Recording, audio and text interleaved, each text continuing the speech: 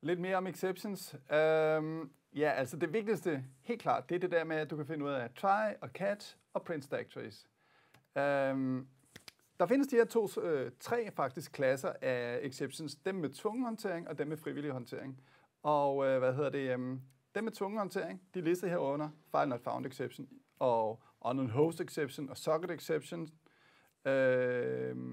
Og det er alle sammen nogen, der arver fra IO-exception, og når man laver database-forespørgsler, så kan det være, at der er nogle fejl i ens SQL, så kommer den her. Eller hvis man prøver at indlæse klasser dynamisk, så kan det gå galt. Og de steder der skal man altså have en try-catch.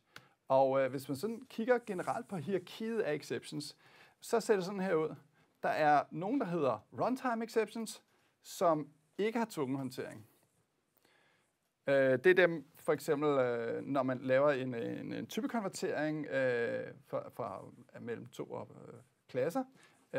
Det er, hvis man indekserer uden for et array. Det er, hvis man dividerer med 0 og har en null pointer exception. Eller man generelt bare kalder en metode og giver nogle ulovlige parametre. Så opstår denne her klasse af exceptions. Så er der nogle med tvungen håndtering. Dem har vi snakket om, IO-exceptionsne. Og SQL-fejl, og der er også en, der hedder interrupted exception, som er, hvis man vælger at sove med en tråd, og at den tråd så bliver afbrudt i at stå der og vente. Desværre har tvungen håndtering. Det er rigtig irriterende, når man gerne vil vente lidt, så skal man lave den der try-catch.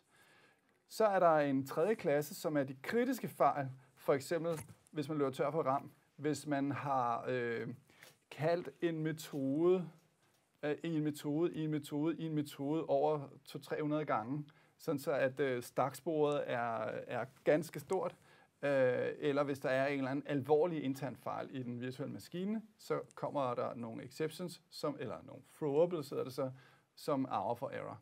Så runtime exception og error. Og hvis man virkelig vil fange alt, så kan man lave en try-catch med throwable. Det bør du ikke gøre. Ja, det var vist det, der var sådan værd at vide i øvrigt om exceptions.